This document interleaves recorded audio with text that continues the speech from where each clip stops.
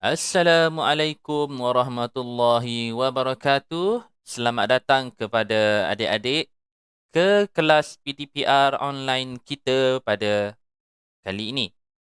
Pada kali ini kita akan mempelajari topik sains tahun 2 bagi tajuk manusia. Jadi sebelum kita mulakan sesi pembelajaran kita, cikgu harap adik-adik boleh sediakan pensel dan buku nota untuk membuat catatan apabila cikgu memberikan penerangan. Jom kita mulakan. Okey, untuk tajuk manusia, adik-adik boleh buka buku teks sains, muka surat 23. Kita lihat dahulu situasi yang ditunjukkan pada muka surat ini.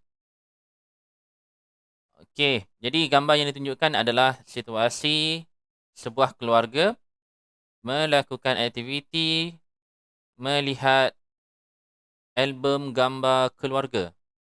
Jom kita ikuti perbualan di antara mereka. Okey. Pertama, ayah, adakah ini gambar adik? Bukan, ini gambar kamu, Nisa. Kamu masih merangkak lagi pada waktu itu. Ini mesti gambar mak dan saya. Bukan, ini gambar nenek kamu mendukung mak ketika mak kecil dulu. Oh, cantiknya nenek semasa muda. Sama seperti wajah mak. Okay, jadi persoalan yang kita boleh buat daripada situasi ini, mengapakah Nisa keliru dengan gambar keluarganya?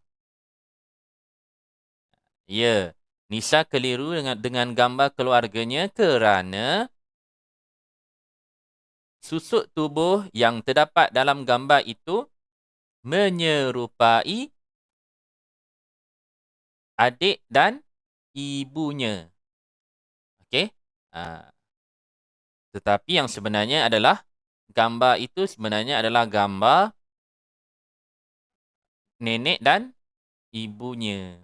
Okey, boleh? Dan gambar bayi yang ditunjukkan dalam gambar tu sebenarnya gambar Nisa sendiri. Kan? Dia keliru. Dia ingatkan gambar bayi tu, gambar bayi yang merangkak tu adalah gambar adik dia. Tetapi sebenarnya adalah gambar Nisa tu sendiri semasa dia masih kecil. Kemudian mereka lihat pula gambar seorang wanita dengan anak kecil. Jadi Nisa tengok, dia ingatkan gambar tersebut adalah gambar Nisa dan ibu dia. Tetapi sebaliknya. Ini menunjukkan bahawa wajah nenek Nisa adalah sama dengan wajah ibu Nisa. Manakala wajah Nisa semasa kecil adalah sama dengan wajah ibu dia masa kecil. Jadi, apabila dalam satu keluarga yang sama, akan terdapat persamaan dari segi rupa paras mereka, kan? Jadi ada contoh adik-adik lah, kan? Ada abang-abang yang wajahnya sama seperti ibu. Ada yang adik dia wajah sama macam ayah, kan? Ada persamaan di antara ahli keluarga. Okey, jom kita pergi kepada yang seterusnya.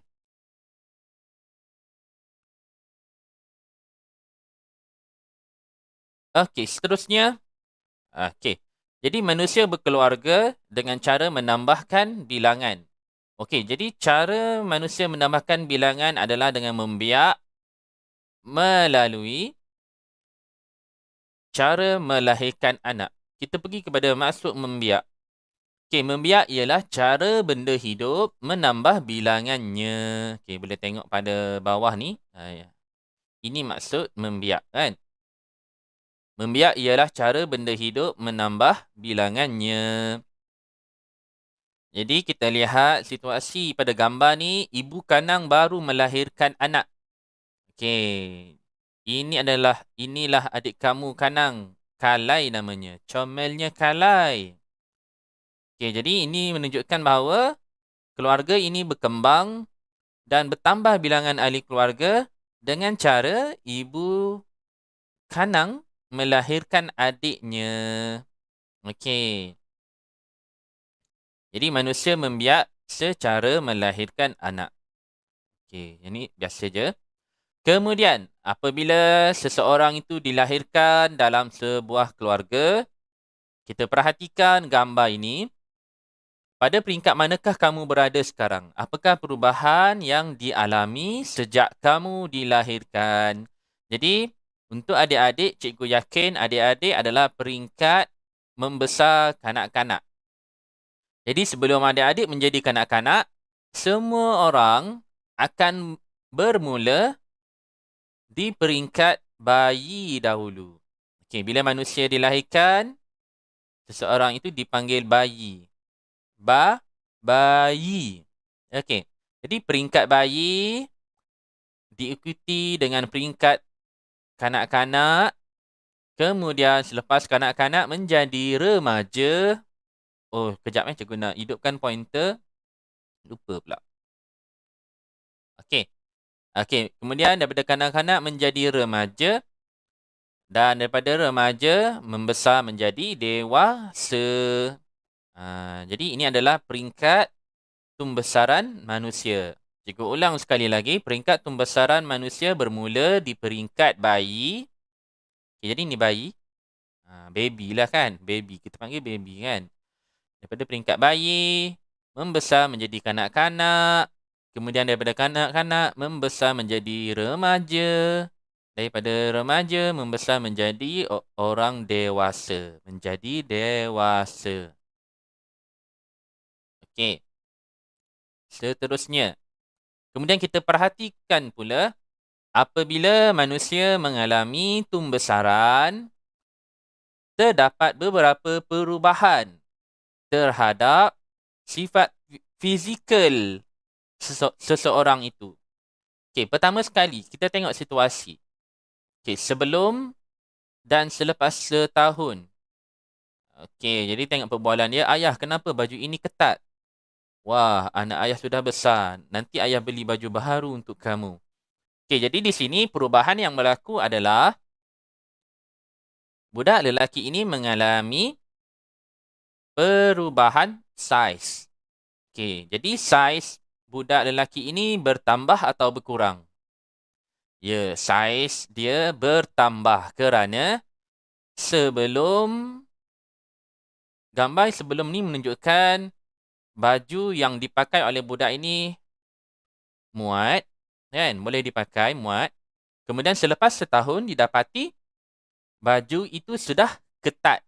Bermakna budak lelaki ini berlaku pertambahan saiz. Saiz badan dia. Saiz bertambah. Ini yang pertama. Perubahan pertama yang berlaku. Yang kedua, kita lihat situasi ni pula. Sebelum dan selepas setahun, saya lebih tinggi daripada tahun lepas lah. Okey, jadi gambar sebelum ni menunjukkan ibu budak ini mengukur ketinggian dia. Selepas setahun, diukur lagi ketinggian budak lelaki ini. Selepas setahun, didapati budak lelaki ini lebih tinggi berbanding tahun lepas. Ini menunjukkan bahawa apabila manusia membesar, tinggi bertambah. Apa dia? Tinggi bertambah. Okey. Yang kedua. Yang ketiga, perubahan yang ketiga berlaku adalah, kita lihat pada gambar ini, sebelum 5.38 kilogram. Bayi ini ditimbang. Okey. Selepas setahun, bayi ini ditimbang sekali lagi. Okey. Didapati jisim bayi ini, berat bayi ini adalah 11.02 kilogram. Kita lihat nurse ni cakap, lihat berat kamu semakin bertambah. Okey. Jadi yang ketiga adalah berat bertambah. Okey. Apabila kita mengalami tumbesaran, berat bertambah. Ini yang ketiga. Jadi ada 3 perubahan yang kita alami apabila kita membesar. Okey. Jadi sejak dilahirkan, kita mengalami perubahan saiz, tinggi dan berat. Okey. Kebiasaannya perubahan saiz, tinggi dan berat ini adalah bertambah. Okey, dia tidak berkurang. Okey. Baik. Seterusnya, tumbesaran berbeza. Okey, kita lihat dulu situasi yang ditunjukkan pada gambar ini. Gambar pertama. Kugan, nampaknya Kanang lebih tinggi daripada kamu. Tapi saiz badan Kugan lebih besar. Mana Kanang? Yang mana Kanang? Yang ni ke yang ni? Ini Kanang, kan? Jadi Kanang lebih tinggi berbanding Kugan. Tetapi saiz badan Kugan lebih besar berbanding Kanang. Okey, boleh? Nampak tak saiz badan Kugan ni lebih lebar kan? Tengok pinggang dia, saiz pinggang dia lebar berbanding Kugan. Tetapi Kugan lebih tinggi. Kemudian mereka membandingkan pula tapak tangan di antara 4 orang ini. Tapak tangan saya paling kecil antara kita berempat. Okey, jadi persoalan dia, mengapakah tumbesaran murid-murid kelas 2 Arif berbeza? Bagaimanakah pula dengan tumbesaran kamu berbanding dengan rakan-rakan yang lain? Okey, jadi keempat-empat orang budak ini adalah dalam satu kelas yang sama, kelas 2 Arif. Bermakna umur mereka adalah sama, tetapi mereka berbeza dari segi saiz anggota badan dan saiz tubuh badan dia. Okey, kenapa ada perbezaan di sini? Kenapa? Siapa tahu? Okey. Kerana mereka adalah individu yang berbeza. Jadi, setiap orang mempunyai kadar tumbesaran yang berbeza, kan? Ada orang yang membesar dengan cepat. Ada orang yang membesar perlahan sedikit. Okey, boleh? Kerana individu yang berbeza, kan? Ada orang yang jenis tinggi, dia lagi tinggilah. Ada orang yang memang jenis rendah, dia rendah. Walaupun umur sama, kan? Pembesaran berbeza kerana individu yang berbeza. Kita lihat pula aktiviti yang ditunjukkan pada muka surat 29. Okey, aktiviti saya uji. Mengukur saiz tapak tangan, berat dan tinggi. Alat dan bahan, pensel warna, kertas A4, pembaris dinding, alat penimbang digital. Okey, jadi alat dan bahan ini kalau tak ada, boleh ikut kreativiti sahaja, kan? Contoh alat penimbang digital. Kalau tak ada penimbang digital, boleh guna penimbang yang jenis lain pun boleh. Macam pembaris dinding ni, kalau tak ada, boleh guna pita pengukur contoh ke, kan? Minta bantuan orang yang ada bersama adik-adik. Boleh. Jadi aktiviti ni, aktiviti berkumpulan. Jadi untuk tempoh sekarang ni PKP, boleh buat secara individu di rumah sahaja dengan bantuan adik-beradik atau ibu bapa penjaga. Okey, langkah yang pertama, tekapkan tapak tangan kamu dengan menggunakan pensel warna. Okey, ulangi langkah 1 untuk rakan kamu. Tekap pada kertas yang berlainan. Yang ni kita tak boleh nak bandingkan saiz tapak tangan di antara rakan kelas kamu, kan? Sebabnya kita tak pergi sekolah. Jadi adik-adik buat ukuran tapak tangan sahaja. Kalau dah naik sekolah nanti boleh bandingkan dengan tapak tangan kawan. Okey. Langkah yang ketiga, timbang berat kamu dan rakan dengan menggunakan alat penimbang. Okey. Langkah keempat, ambil ukuran tinggi kamu dan rakan kamu. Jadi di sini, aktiviti ni senang saja. Adik-adik, ambil ukuran saiz tapak tangan, ambil ukuran berat badan adik-adik, dan ambil juga ukuran tinggi adik-adik. Boleh? Dan nyatakan tarikh semasa adik-adik mengambil ukuran saiz anggota dan tubuh badan ni. Boleh? Okey, langkah yang kelima, ulangi langkah 3 hingga 4 untuk rakan kamu yang lain. Jadi, yang ni tak boleh buat lah. Cuma, kita boleh bandingkan di antara kawan-kawan kita melalui grup Telegram sekolah yang ada kan. Boleh bandingkan. Nanti semua orang hantar ukuran saiz tapak tangan, hantar semua kan. Dalam grup Telegram kita bandingkan. Kan. Ada yang tangan besar tapi susah nak tengok kan. Kalau tapak tangan, boleh tengok, boleh bandingkan ukuran berat dan tinggi adik-adik dengan kawan-kawan. Yang tu kita boleh tengok sebab itu ukuran yang ada unit ukurannya kan. Okey. Rekodkan tinggi dan berat dalam jadual seperti di bawah. Ini contoh jadual dia. Ada kolom nama, berat dan tinggi. Berat adalah dalam unit kilogram. Tinggi adalah dalam unit sentimeter, cm. Kemudian, langkah ketujuh, bandingkan saiz tapak tangan, tinggi dan berat kamu dengan rakan kamu yang lain. Okey. Jadi, daripada aktiviti ini, persoalan dia, adakah saiz tapak tangan, tinggi dan berat kamu sama dengan rakan kamu? Sama tak? Sudah semestinya tidak sama. Kan? Kerana individu yang berbeza mempunyai kadar tumbesaran yang berbeza. Boleh?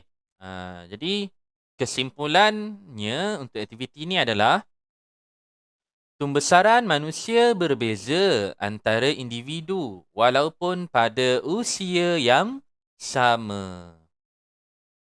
Okey, seterusnya kita pergi kepada subtopik pewarisan. Pewarisan. Kita lihat situasi dalam gambar ini. Kanang, rupa kamu mirip ayah kamu lah. Betulkah? Betul, warna iris mata kamu sama seperti warna iris mata ayah kamu. Jadi di sini, pewarisan ni, apa yang adik-adik boleh faham maksud pewarisan? Waris. Apa maksud pewarisan? Apa maksud pewarisan? Kita lihat pada yang seterusnya. Okey, jadi ini adalah perbandingan di antara mata kanang dengan mata bapa kanang. Kita lihat pada iris mata di antara kanang dengan ayahnya, didapati warna mata kanang, didapati warna iris mata kanang adalah sama warna dengan iris mata ayahnya, iaitu berwarna coklat, kan? Jadi, kanang sebenarnya mewarisi warna iris mata bapanya. Boleh? Warna iris mata ialah satu ciri yang diwarisi daripada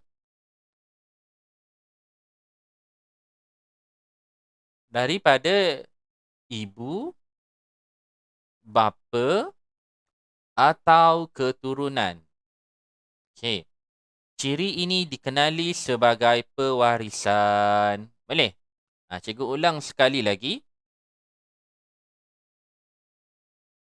Warna iris mata ialah satu ciri yang diwarisi daripada ibu atau bapa atau keturunan. Jadi ciri ini dikenali sebagai pewarisan. Jadi pewarisan ni senang cerita. Seseorang itu mempunyai rupa paras atau bahagian pada muka dia yang ada persamaan dengan ibu atau bapa atau keturunan. Nah, itu maksud pewarisan. Okey, maknanya kita ambil ciri pada tubuh kita ni, ciri pada muka kita, ciri pada muka, pada anggota kita ambil daripada 3 orang ini tadi. Ibu atau bapa atau keturunan. Boleh? Kita bandingkan pula gambar bawah ni, bandingkan Nisa dengan ibu dan bapanya. Apakah ciri-ciri yang diwarisi Nisa? Jadi, ciri yang diwarisi Nisa daripada bapanya adalah warna kulit. Dia kata warna kulit saya cerah seperti ibu saya. Boleh? Okay, jadi kalau cikgu nak highlightkan ciri yang boleh diwariskan. Okey, sekejap Pertama adalah seseorang boleh mewarisi warna iris mata. Okey. Kemudian seseorang itu juga boleh mewarisi warna kulit. Dah ada 2 di sini. Kan? 1, 2. Okey. Seterusnya, kita juga boleh mewarisi, tengok gambar ni. Mengapakah jenis rambut Kugan berbeza daripada rambut ibu dan ayahnya? Okey. Jadi di sini penerangan dia, jenis rambut kamu sama seperti rambut datuk kamu. Nah, jadi ini jenis rambut ini pula adalah ciri yang boleh diwarisi yang ketiga. Boleh? Yang ketiga. Macam tu. Okey. Jadi, kita berbalik kepada muka surat yang sebelum tadi. Kanang mewarisi iris mata daripada bapa dia. Nisa mewarisi warna kulit daripada ibu dia. Kan? Dan Kugan pula mewarisi jenis rambut daripada datuknya. Jadi, datuknya ini adalah keturunannya. Boleh? Keturunan. Boleh? Jadi, kesimpulan dia, anak akan mewarisi ciri-ciri daripada ibu atau bapa atau keturunannya seperti warna iris mata, warna kulit dan jenis rambut. Jadi, selain daripada 3 ciri yang boleh diwarisi yang telah cikgu terangkan tadi, kita juga boleh perhatikan ciri lain seperti ketinggian seseorang itu, wajah bentuk muka dia, jenis rambut dan bentuk telinga juga boleh diwarisi. Jadi ciri-ciri yang boleh diwarisi ni sebenarnya ada banyak. Kan? Cuma yang kita highlightkan dalam pembelajaran kali ini adalah warna iris mata, warna kulit dan jenis rambut. Okey, ini aktiviti saya uji. Tajuk dia mengenal pasti ciri-ciri pewarisan keluarga saya. Okey, aktiviti individu. Boleh buat di rumah. Langkah dia, kenal pasti satu ciri yang ada pada kamu. Kedua, bandingkan ciri-ciri yang ada pada kamu dengan ahli keluarga atau keturunan kamu. Soalannya, apakah ciri-ciri keluarga yang kamu warisi? Jadi, untuk cari ciri-ciri yang boleh diwarisi ini, kamu boleh perhatikan. Pertama, warna iris mata. Boleh? Kedua, ketinggian. Ketiga, wajah. Bentuk wajah. Okey, wajah ataupun bentuk mata. Tengoklah, muka tu, wajah tu sama macam wajah siapa kan? Kemudian, jenis rambut. dan bentuk telinga. Ini adalah antara ciri-ciri pewarisan yang boleh kamu perhatikan. Okey. Kemudian, saya uji yang kedua. Mengenal pasti ciri-ciri pewarisan manusia. Alat dan bahan, pensel warna, kertas lukisan, pensel dan gambar satu keluarga. Jadi untuk aktiviti ni adik-adik boleh gunakan gambar keluarga dan perhatikan apa ciri-ciri pewarisan yang boleh dikenal pasti pada wajah adik-adik berbanding dengan ibu dan ayah. Langkah-langkah dia. Pertama, tampal gambar di atas kertas lukisan. Ni kalau boleh buat lah kan. Kalau ada pencetak, boleh buat lah. Kalau tak ada, boleh tuliskan sahaja ciri yang boleh diperhatikan itu. Okey. Kedua, langkah dua. Bandingkan ciri-ciri yang terdapat pada wajah anak dengan ciri-ciri pada wajah ibu dan bapanya. Ketiga, senaraikan ciri-ciri yang diwarisi yang telah kamu kenal pasti. Kemudian, tampal hasil kerja kamu pada dinding dan terangkan kepada rakan-rakan yang lain. Yang ni tak boleh buat dah yang ni kan. Okey. Jadi, ini adalah contoh yang dia dah bagi. Wajah anak. Okay, jadi ada gambar satu keluarga. Okey, boleh. Baik, ini contohlah kan. Yang putih ni adalah kertas lukisan. Kemudian ditampalkan gambar sebuah keluarga. Lepas tu wajah anak ini kita kenal pasti ciri-ciri yang budak ini warisi daripada ibu dan ayah dia. Jadi kita kenal pasti dengan kita membuat pemerhatian dengan cara kita melihat persamaan dan perbezaan pada wajah mereka. Kan? Pada wajah dan anggota tubuh mereka. Okey. Jadi kita kenal pasti jenis rambut budak ini adalah mewarisi ciri bapa. Warna rambut hitam budak ini mewarisi ciri ibu dan bapa. Warna kulit budak ini adalah cerah, mewarisi daripada ciri ibu dia. Kan? Manakala warna iris mata coklat budak ini adalah mewarisi daripada warna iris mata ibu dia, ciri ibu. Jadi senang saja. Tajuk dia wajah anak. Kemudian nyatakan dulu ciri pewarisan, jenis rambut. Kan? Contoh jenis rambut lurus.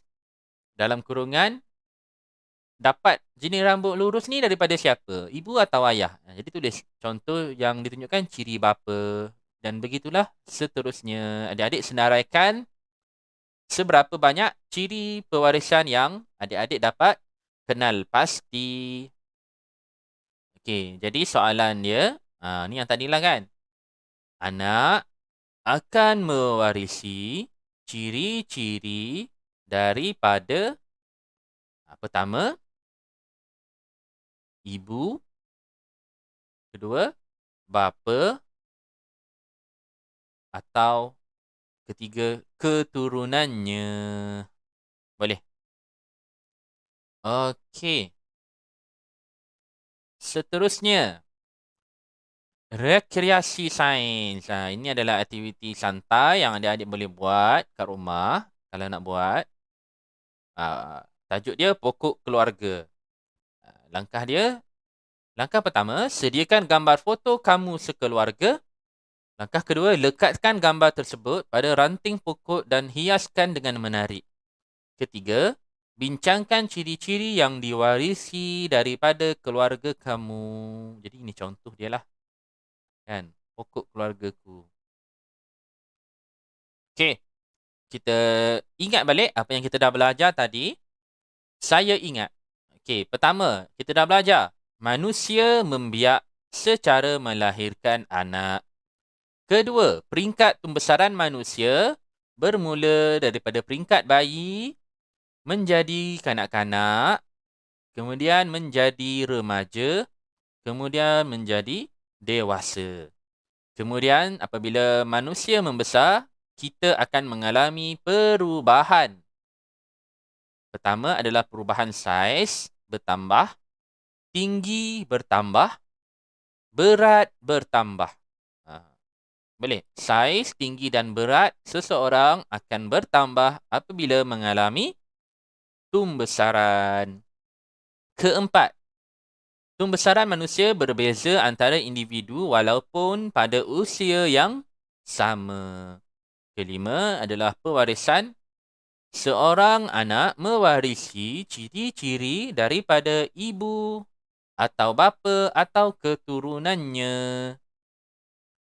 Keturunannya ni maknanya selain ibu dan bapa. Atuk ke, nenek ke, kan? Bapa saudara ke. Itu keturunan lah. Okey.